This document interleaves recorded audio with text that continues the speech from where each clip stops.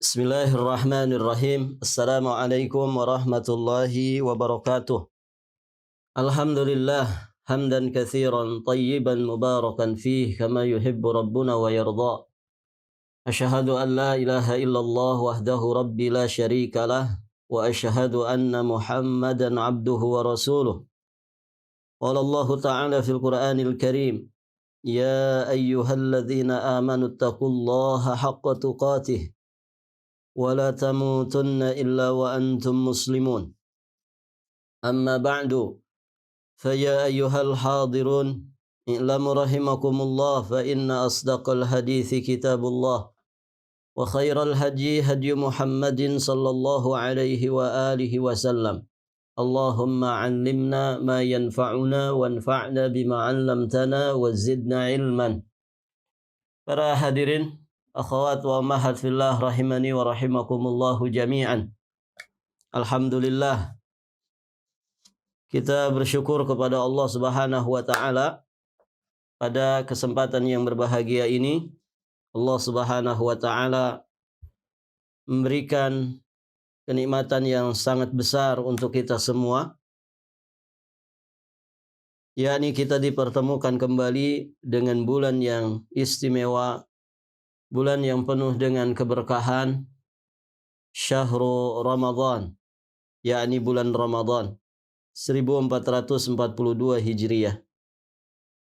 Semoga Allah Subhanahu wa taala memberikan taufik hidayah beserta inayahnya kepada kita semua, sehingga kita diberi kemampuan untuk bisa memaksimalkan bulan yang mulia ini dengan sebaik-baiknya amalan. Semoga Allah menganugerahkan kepada kita semua kesehatan lahir dan batin. Semoga Allah Subhanahu wa taala menganugerahkan kepada kita semua usia yang panjang di atas ketaatan dan juga keistiqomahan di dalam menjalankan perintah-perintah Allah Subhanahu wa taala dan menjauhi larangan-larangannya. Semoga Ramadan yang baru kita jalani ini benar-benar bisa mengantarkan kita kepada derajat ketakwaan kepadanya, dan semoga berbuah surga di sisi Allah Subhanahu wa taala. Kita memohon Ramadan tahun ini semoga lebih baik daripada Ramadan di tahun-tahun sebelumnya. Para ummahat wa akhwat fillah rahimani wa rahimakumullah. Pada kesempatan ini insyaallah taala kita akan lanjutkan pembacaan risalah Mengejar Ketertinggalan, catatan renungan seputar Ramadan. Di pembahasan yang lalu kita sudah membahas tentang pembahasan ikhlas itu asas, mengikuti petunjuk Rasulullah sallallahu alaihi wa alihi wasallam. Tayyib, ibu-ibu yang dirahmati Allah, barakallahu fikum. Kita akan bahas tentang mengikuti petunjuk Rasulullah sallallahu alaihi wasallam. Di antara kewajiban mendasar bagi kita selaku umat Islam adalah mengikuti Nabi sallallahu alaihi wasallam baik secara lahir maupun batin. Kebutuhan jiwa di dalam mengetahui setiap apa yang dibawa oleh Rasul dan ittiba kepadanya dengan baik itu melebihi kebutuhannya terhadap makan dan minum. Karena apabila seorang tidak makan dan minum, akibatnya adalah kematian di dunia. Sedangkan ketika seseorang tidak mentaati, tidak ittiba, mengikuti Rasul, maka akibatnya adalah kesengsaraan dan azab yang berkepanjangan di dunia sekaligus nanti di akhirat. Taat dan mengikuti Nabi sallallahu alaihi wasallam dengan menjalankan perintah dan menjauhi larangannya merupakan tuntutan dari syahadat Muhammad Rasulullah sallallahu alaihi wasallam. Di mana dikatakan oleh para ulama, konsekuensi daripada syahadat ar-Rasul yakni ta'atuhu fima amara, mentaati Rasulullah sallallahu alaihi wasallam ya terhadap segala perintahnya. Ta'atuhu fima amara wajtinabu ma naha anhu wa zajara. Kemudian menjauhi segala apapun yang dilarang oleh Nabi sallallahu alaihi wasallam. Wa tasdiquhu fima akhbara. Kemudian membenarkan segala apa yang dikabarkan oleh Nabi sallallahu alaihi wasallam. Wa alla yu'badallah illa bima syara', dan tidak beribadah kepada Allah Subhanahu wa taala kecuali dengan syariatnya. Jadi taat dan ittiba kepada Rasul sallallahu alaihi wasallam, kemudian menjalankan perintah dan menjauhi larangannya, ini merupakan tuntutan daripada syahadat Muhammad Rasulullah. Artinya ini perkara yang paling mendasar setelah syahadat la ilaha illallah, yang terkandung di dalamnya kewajiban ikhlas di dalam beribadah kepada Allah. Taib, ibu-ibu yang dirahmati Allah. Nabi sallallahu alaihi wasallam adalah teladan kita dalam masalah akidah, ibadah, dalam masalah akhlak, muamalah, bahkan dalam seluruh aspek kehidupan kita. Satu-satunya teladan terbaik kita adalah Rasulullah sallallahu alaihi wasallam. Allah Subhanahu wa taala berfirman di surat Al-Ahzab ayat 21. Laqad kana lakum fi Rasulillahi uswatun hasanah. Sungguh telah ada pada diri Rasulullah sallallahu alaihi wasallam suri teladan yang baik bagimu. Tentang ayat ini Al-Imam Ibnu Katsir rahimahullahu taala mengatakan, hadhil ayatul karimah aslun kabirun fi ta'assi bi Rasulillah sallallahu alaihi wasallam fi aqwalihi wa af'alihi wa ahwarihi. Ayat yang mulia ini merupakan landasan utama dalam hal mengikuti Nabi sallallahu alaihi wasallam, baik dalam ucapan ataupun perbuatannya, bahkan dalam kepribadiannya, dalam segala kondisi beliau. Nah, inilah kewajiban kita untuk meneladani Rasulullah sallallahu alaihi wasallam. Taib. Kaitannya dengan ibadah di bulan Ramadan, ibu-ibu yang dirahmati Allah, maka di antara perkara yang paling penting diperhatikan dalam ibadah puasa selain daripada keikhlasan adalah sejauh mana kecocokan ibadah kita, sejauh mana kecocokan ibadah puasa kita dengan sunnah Nabi sallallahu alaihi wasallam. Seberapa serius kita di dalam meneladani puasanya Nabi sallallahu alaihi wasallam dari awal hingga akhirnya. Dan demikian untuk seluruh ibadah-ibadah yang lainnya.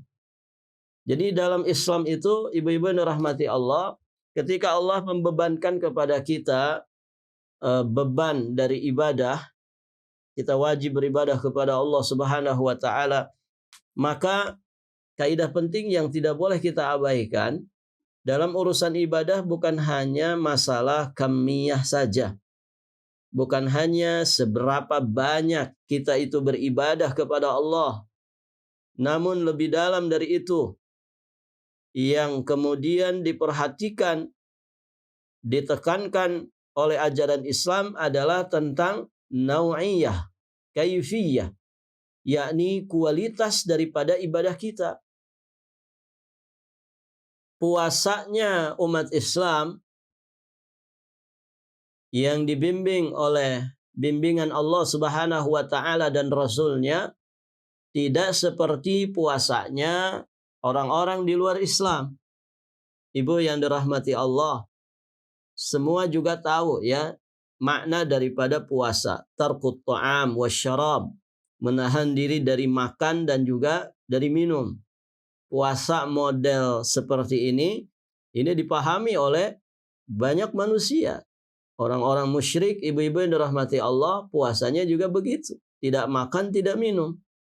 Orang-orang munafik, ya, orang-orang kafir di luar Islam, mereka juga puasanya seperti itu, menahan diri dari makan dan juga minum, tidak makan, tidak minum. Maka dikatakan oleh para ulama, ahwanus siyam tarkut ta'am wasyarab. Seringan-ringannya puasa itu adalah meninggalkan makan dan meninggalkan minum. Kenapa ringan? Karena semua orang bisa. Orang kafir bisa, bahkan mereka luar biasa ya puasanya. Ada puasa pati geni, 3 hari 3 malam tidak makan apapun. Ya kita masih ada buka, ada sahur, begitu kan? Nah jadi itu yang paling ringan. Puasa dengan hanya meninggalkan makan dan minum saja. Nah, puasa yang disyariatkan dalam Islam itu bukan seperti itu. Bukan hanya meninggalkan makan dan minum saja. Tapi bagaimana kita berpuasa sesuai dengan petunjuk Allah dan juga Rasul-Nya. Dikerjakan dengan meyakini kewajibannya, ya ketika itu adalah bulan Ramadan, puasa Ramadan, dan ibu-ibu yang dirahmati Allah, menjadikan puasa itu berkualitas dengan mengikuti bimbingan Rasulullah Sallallahu Alaihi Wasallam.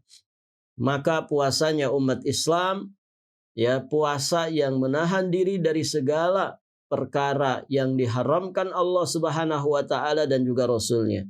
Meninggalkan maksiat, meninggalkan lisan-lisan yang kotor, meninggalkan perbuatan-perbuatan fahisyah, perbuatan keji dan juga mungkar. Sebagaimana dalam kesehariannya umat Islam selalu berusaha untuk menjauhi segala dosa dan maksiat. Lebih-lebih di saat dia berada di waktu yang begitu istimewa, ya berada di satu situasi dan kondisi yang begitu mulia, maka dia akan lebih maksimal ya di dalam meninggalkan setiap dosa dan juga maksiat. Baik, ibu-ibu yang dirahmati Allah. Jadi perhatikan kualitas. Perhatikan kualitas daripada ibadah puasa kita.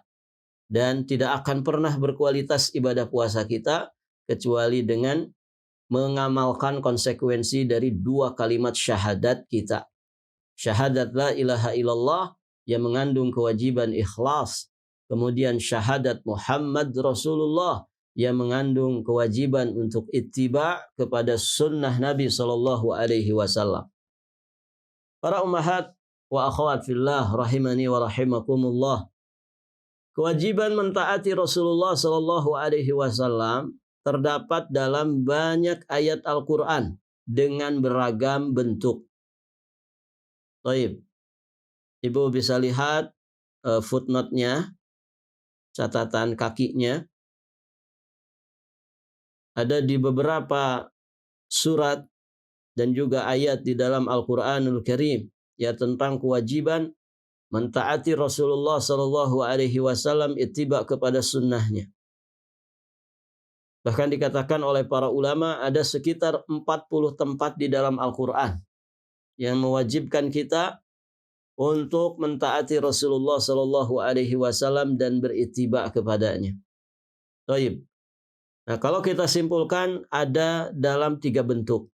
Pertama, terkadang Allah Subhanahu Wa Taala menggandengkan perintah taat kepada Rasul setelah taat kepadanya. Allah Subhanahu wa taala berfirman dalam surat An-Nisa ayat 59. Ya ayyuhalladzina amanu athi'ullaha wa athi'ur rasula wa ulil amri minkum. Wahai sekalian orang-orang yang beriman, taatilah Allah dan taatilah Rasulnya dan ulil amri di antara kalian. Ayat ini sangat tegas memerintahkan kita untuk taat kepada Allah, taat kepada Rasulnya. Allah menggandengkan ketaatan kepada Rasul setelah kewajiban untuk mentaati dirinya. Menunjukkan bahwa kedudukan Nabi Shallallahu Alaihi Wasallam yang begitu mulia. Bahkan kata para ulama, taat kepada Allah, taat kepada Rasul merupakan ketaatan yang mutlak. Terkadang Allah Subhanahu wa taala memerintahkan untuk taat kepada Rasul secara langsung. Allah sebutkan tersendiri. Seperti di surat An-Nur ayat 56. Wa aqimus salata wa atuz zakata wa athi'ur rasula la'allakum turhamun. Dan dirikanlah salat tunaikanlah zakat, dan taatlah kepada Rasul supaya kamu diberi rahmat. Wa athi'ur Rasul. Kewajiban taat kepada Rasul di dalam ayat ini disebutkan tersendiri. Artinya tidak digandengkan dengan ketaatan kepada Allah Subhanahu wa taala. Model yang ketiga, terkadang Allah Subhanahu wa taala memerintahkan taat kepada Rasul dengan memberikan ancaman terhadap orang-orang yang durhaka terhadap Rasul. Allah Subhanahu wa taala berfirman di surat An-Nur ayat 63, "Falyahdharil ladzina yukhalifuna an amrih an tusibahum fitnah aw yusibahum adzabun alim." Maka hendaklah orang-orang yang menyalahi perintahnya takut akan ditimpa cobaan atau ditimpa azab yang pedih. Syahidnya pada kalimat falyahdharil ladzina yukhalifuna an amrih. Hendaklah orang-orang yang menyalahi perintahnya. Perintah siapa? Perintah Allah pertama kali, kemudian perintah Rasulnya. Hendaknya orang-orang yang menyelisih perintah Allah dan Rasulnya takut akan ditimpa cobaan atau ditimpa azab yang pedih. Berarti maksudnya apa? Wajib kita taat kepada Allah, wajib untuk taat kepada Rasulullah Shallallahu Alaihi Wasallam jika kita ingin selamat dari azab. Al-Imam Ibnu Katsir rahimahullahu taala mengatakan, antusibahum fitnah ay fi qulubihim min kufrin au nifaqin au bid'ah.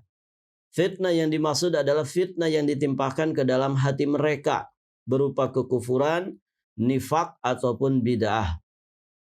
Taib, ibu-ibu yang dirahmati Allah. Berarti azab lahir sekaligus azab batin.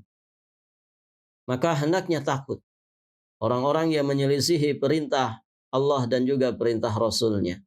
Maka taatilah Allah, taatilah Rasul dengan segenap lahir dan batin kita, ya, dengan segala apapun yang Allah Subhanahu wa taala anugerahkan kepada kita. Hidup dan kehidupan kita harus berada di atas ketaatan kepada Allah dan juga Rasulnya. Kemudian harta yang Allah anugerahkan harus kita gunakan untuk taat kepada Allah dan juga Rasulnya. Kemudian sehatnya kita harus kita gunakan untuk taat kepada Allah Subhanahu wa taala dan juga taat kepada Rasulnya. Baik, ibu-ibu yang dirahmati Allah. Berikutnya kita cantumkan di sini catatan renungan terkait dengan pembahasan ittiba'ur Rasul sallallahu alaihi wa alihi wasallam. Jika kita tidak ingin dikatakan sebagai pembual, maka buktikanlah pengakuan cinta kita kepada Allah Subhanahu wa taala dengan ittiba'us sunnah.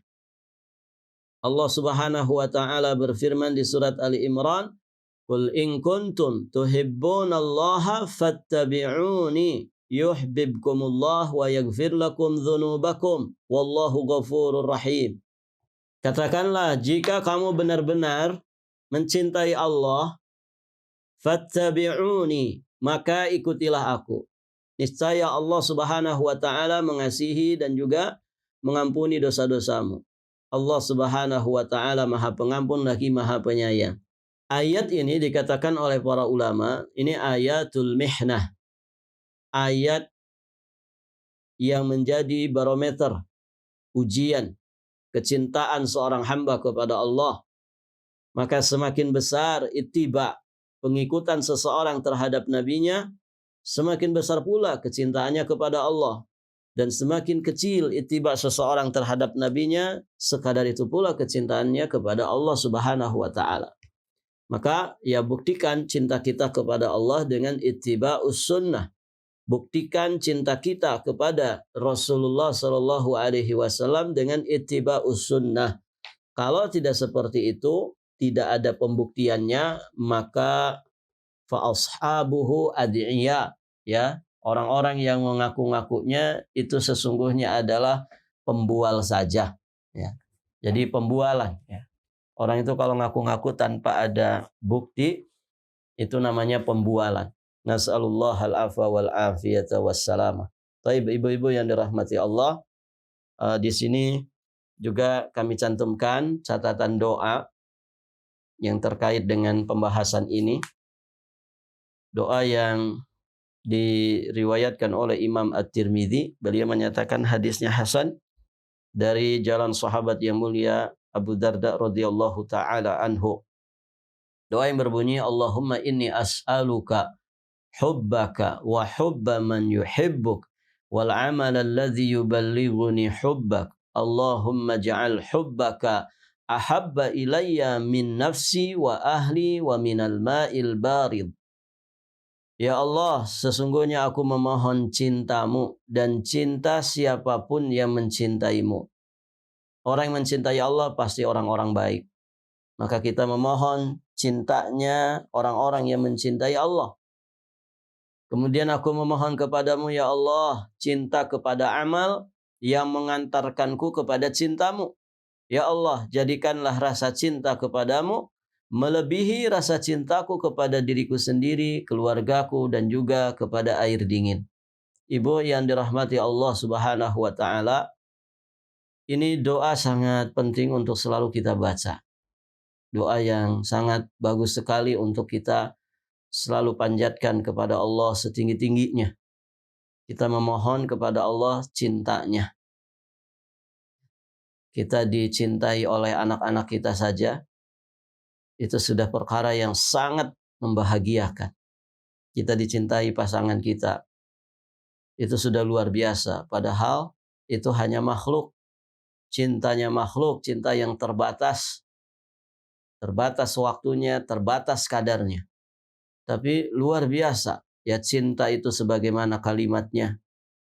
Indah untuk ditulis, indah untuk diucapkan, indah untuk dikenang, indah untuk dibayangkan. Kan begitu. Kita dapat cinta dari makhluk saja, luar biasa. Membuat hati kita bahagia, hidup kita bahagia. Bagaimana lagi kalau kita dapat cinta Allah Subhanahu wa ta'ala. Allahu Azza wa Jalla. Allah yang maha mulia, Allah yang maha perkasa, Allah yang maha memberikan pahala. Bagaimana kalau kita dicintai Allah? Maka kita memohon cintanya. Kemudian cintanya orang-orang soleh yang mencintai Allah. Karena orang soleh itu dia tidak akan sembarangan mencintai apapun. Mencintai siapapun. Cintanya orang-orang soleh itu lillah, fillah, wa billah.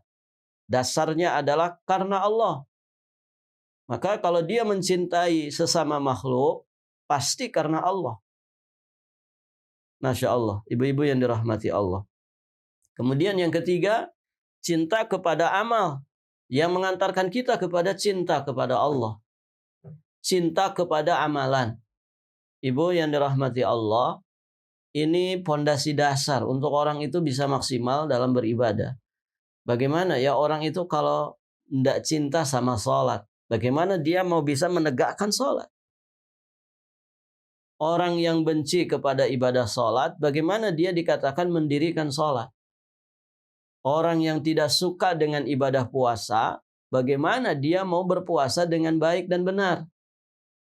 Orang yang aslinya tidak suka baca Quran, bagaimana dia mau bisa menikmati bacaan Al-Quranul Karim? Nah begitu. Maka kita memohon kepada Allah cinta kepada amalan yang mengantarkan kita kepada cintanya Allah. Nah ini penting. Dan ibu-ibu yang dirahmati Allah, ini yang kadang kita lupakan di dalam mendidik anak. Ya. Atau mendidik diri kita sendiri. Pondasi dasar untuk orang itu semangat dalam beribadah adalah tumbuhkan dulu rasa cintanya kepada ibadah tersebut. Jadi anak itu bukan digebrak-gebrak aja untuk salat, untuk baca Quran, tapi tumbuhkan rasa cinta dia kepada bacaan Al-Quran. Tumbuhkan rasa cinta dia kepada ibadah salat. Tumbuhkan rasa cinta dia kepada ibadah puasa. Tumbuhkan rasa cinta dia kepada amalan berbakti kepada kedua orang tua. Tumbuhkan rasa cinta dia kepada ibadah sedekah. tumbuhkan dulu rasa cintanya kepada amal-amal soleh ini. Kalau tidak seperti itu, hanya sekedar menggebrak-gebrak anak, ya, menghayo-hayo anak untuk bisa melakukan ibadah tanpa ditumbuhkan dulu rasa cintanya, rasa cinta di dalam hatinya kepada ibadah tersebut, maka ibu-ibu yang dirahmati Allah, bisa jadi dia di hadapan kita melaksanakan ibadah. Ketika ada di samping orang tuanya, dia salat, dia puasa, dia baca Quran. Tetapi nanti ketika dia dalam kesendiriannya, ketika dia jauh dari orang tuanya, bisa jadi dia tidak seperti apa yang kita lihat. Kenapa? Karena tidak ada rasa cinta pada hatinya terhadap amalan tersebut. Nah, ini penting, ibu-ibu yang dirahmati Allah. Dan momen Ramadan seperti ini momen yang terbaik untuk membersamai anak, untuk mendampingi anak, memberikan tarbiyah yang maksimal kepada anak-anak kita. Tumbuhkan rasa cinta mereka kepada Al-Quranul Karim. Tumbuhkan rasa cinta mereka kepada Arkanul Islam.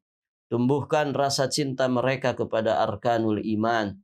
Mudah-mudahan kelak ketika dia akil balik, ya, ketika dia sudah dewasa nanti, benar-benar rasa cintanya itu membawa dirinya untuk menjadi orang yang bertakwa dimanapun berada, dalam kondisi apapun dia berada. Baik, ibu-ibu yang dirahmati Allah, di pembahasan berikutnya kita akan membahas tentang keutamaan bulan Ramadan. Pembahasan ini penting untuk disampaikan sebagai terghib, sebagai motivasi bagi kita semua untuk memaksimalkan Ramadan kita. Pembahasan seperti ini juga penting untuk kita kaji sebagai salah satu wasilah untuk menumbuhkan rasa cinta di dalam hati kita terhadap bulan Ramadan dan juga segala amal saleh yang ada di dalamnya. Maka kita akan pelajari apa sih keutamaan daripada bulan Ramadan itu. Ibu yang dirahmati Allah, bulan Ramadan itu bulan keberapa?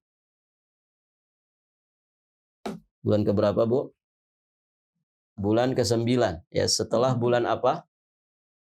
Setelah bulan Sya'ban. Setelah Ramadan nanti ada bulan Syawal. Wastafa minasyuhur. Ya, kata para ulama, Allah memilihkan dari bulan-bulan yang ada, dari 12 bulan yang ada, Allah pilihkan Ramadan, kemudian Ashhur al-Hurum, 4 bulan haram. Jadi dalam 1 tahun itu, Ibu, 5 bulan ini harus kita maksimalkan. 4 bulan haram, kemudian 1 lagi bulan Ramadan. Dan alhamdulillah Allah menakdirkan kita, memanjangkan usia kita sampai ketemu lagi, berjumpa lagi dengan bulan ini. Ini satu anugerah yang sangat besar, terlebih di masa-masa wabah seperti ini. Dan semoga keberadaan kita di bulan Ramadan ini sesungguhnya merupakan gambaran bahwa doa-doa kita diijabah oleh Allah Subhanahu wa taala. Jauh-jauh hari kita selalu meminta kepada Allah supaya usia kita disampaikan ke bulan Ramadan. Maka kasih sayang Allah ini tidak boleh disia-siakan. Ayo kita berlomba-lomba di dalam kebaikan untuk mengisi Ramadan dengan sebaik-baiknya. Nah, untuk menumbuhkan semangat itu, maka pelajarilah keutamaan dari bulan Ramadan.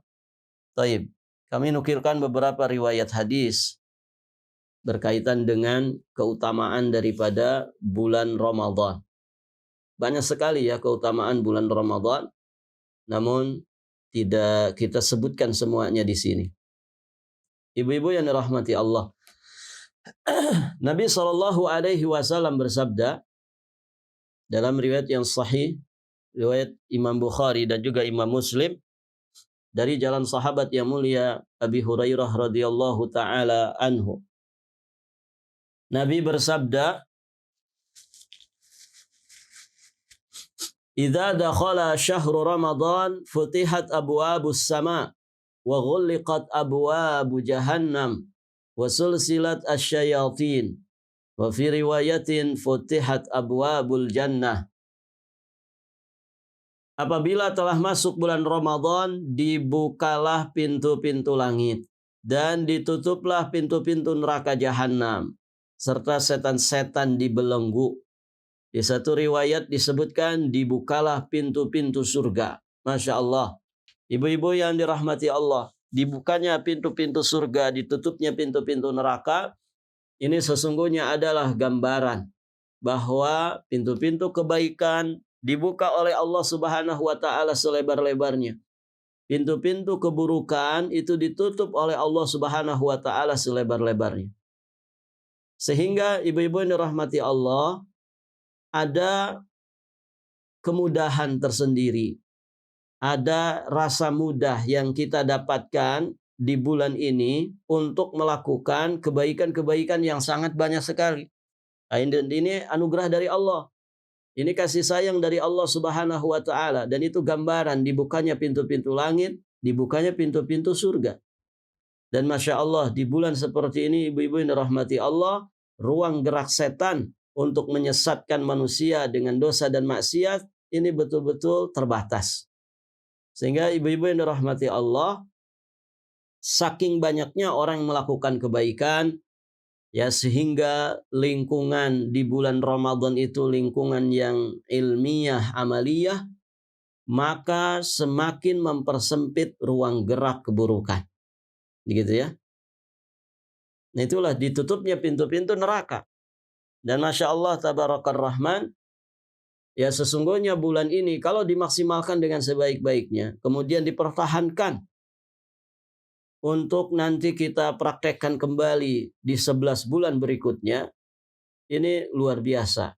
Ibu-ibu yang dirahmati Allah, bisa benar-benar menjadi warna bagi lingkungan di sekitar kita untuk kemudian sama-sama meningkatkan ibadah kepada Allah Subhanahu wa taala.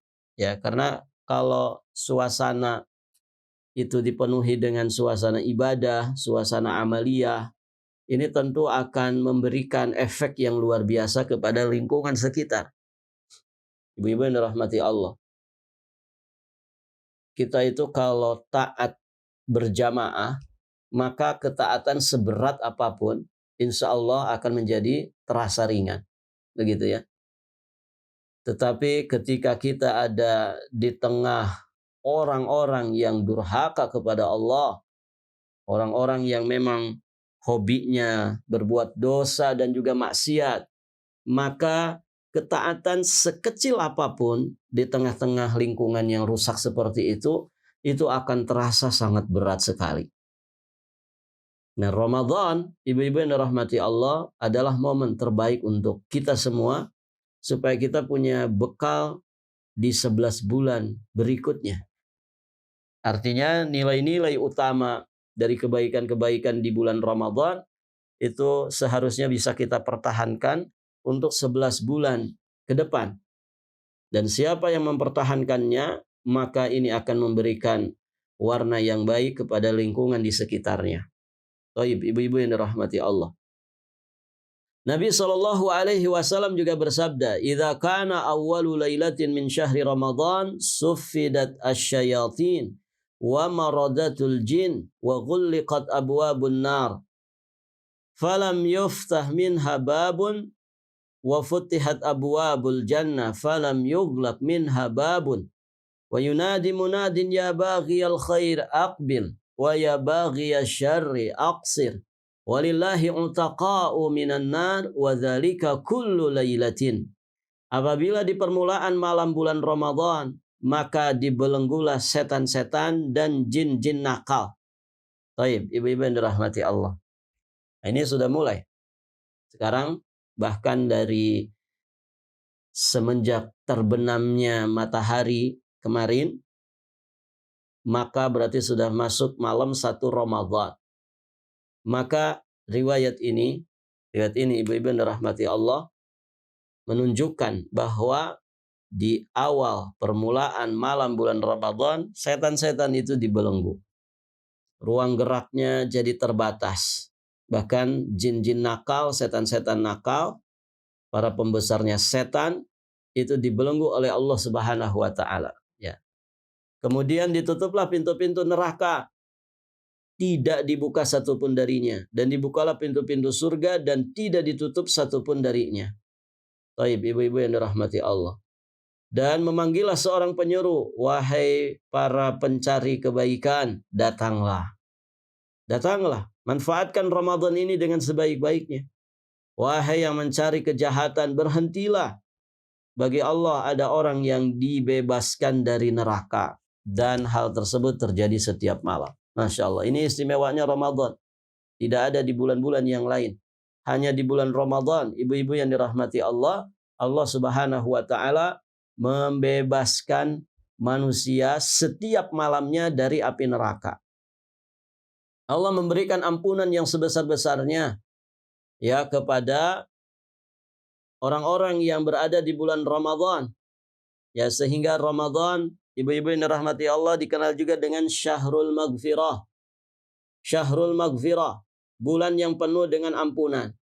Ibu yang dirahmati Allah, bulan ini salah satu keistimewaannya bulan yang penuh dengan ampunan.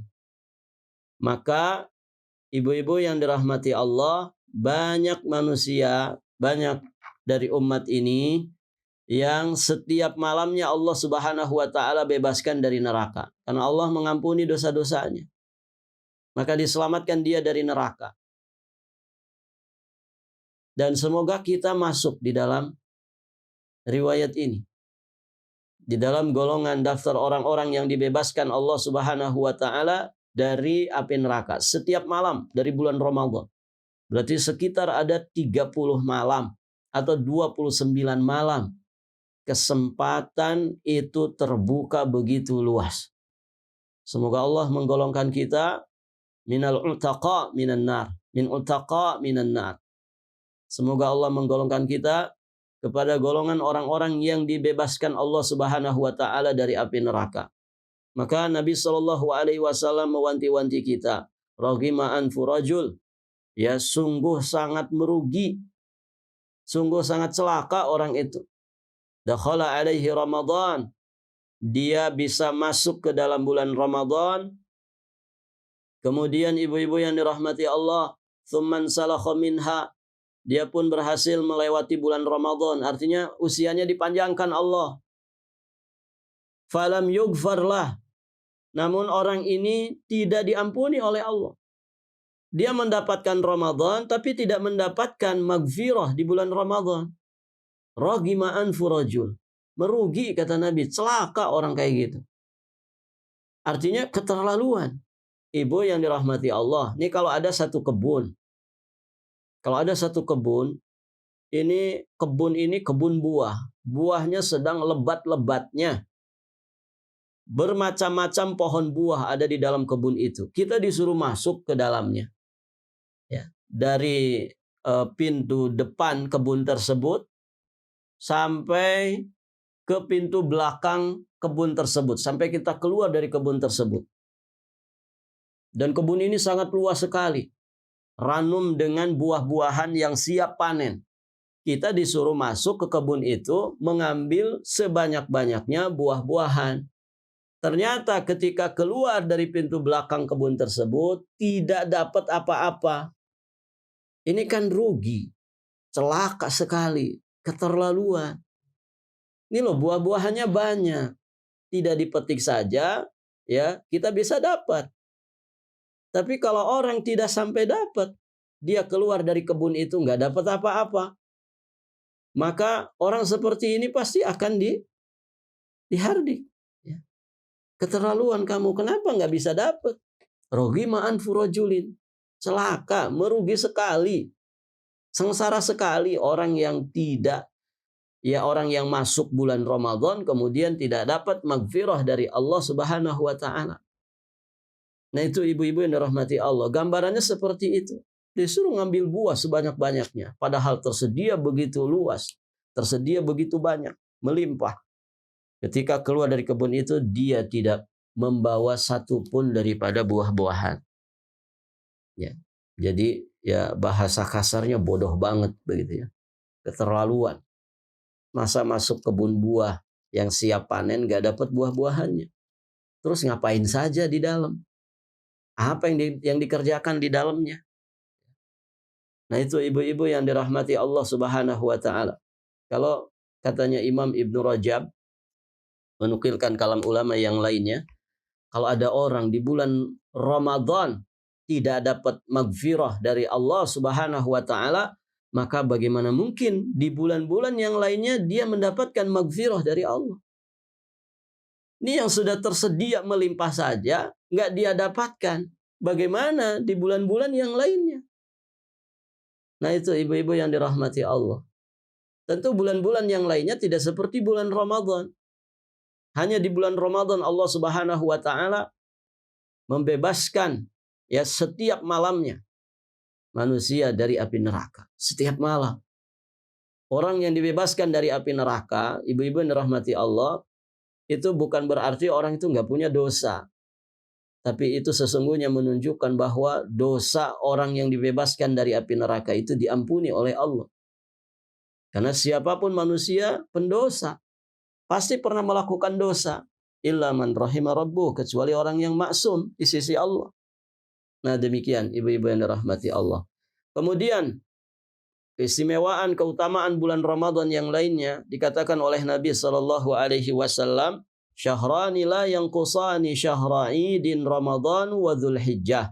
Ada 2 bulan yang tidak berkurang pahala di dalamnya. 2 bulan raya, yakni Ramadan dan Dzulhijjah. Setelah Ramadan di 1 Syawal ada Idul Fitri, kemudian di 10 Dzulhijjah ada Idul Adha.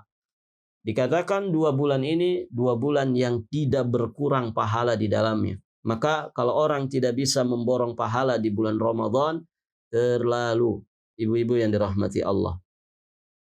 Karena bulan ini penuh dengan keberkahan pahala. Nabi SAW mengatakan, as-salawatul khamsu wal jum'atu ilal jum'ah wa ramadhanu ila ramadhana mukaffiratun lima bainahunna idza ijtunibatil kaba'ir. Salat 5 waktu. Dari satu salat ke salat berikutnya. Dari Jumat ke Jumat berikutnya. Ramadan ke Ramadan. Menghapuskan dosa-dosa yang diperbuat di antara keduanya selama dosa-dosa besar itu dijauhi. Jadi Ramadan itu bulan kafarat ya bagi dosa-dosa kita. Maka dimaksimalkan dengan sebaik-baiknya. Jangan disia-siakan, ibu-ibu yang dirahmati Allah. Dan di sini ada catatan renungan, sungguh banyak sekali keistimewaan bulan Ramadan.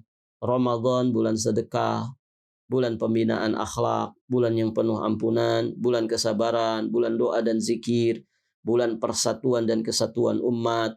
Ya, Ramadan itu bulan yang mempersatukan umat, ya. Bagaimana umat bersatu di bulan ini. Kemudian bulan untuk semua ibadah lahir dan juga batin. Di bulan Ramadan terdapat Lailatul Qadar yang begitu istimewa. Kerugian besarlah bagi orang yang menyia-nyiakannya.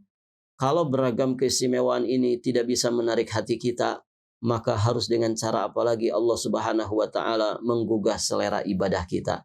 Nas'alullah al-afwa wal afiyata wassalamah. Ibu-ibu yang dirahmati Allah, berikutnya nanti kita bahas secara khusus Ramadan bulan Al-Quranul Karim. Ya. Ini kita sendirikan. Pada dasarnya ini masih pembahasan tentang keutamaan-keutamaan bulan Ramadan.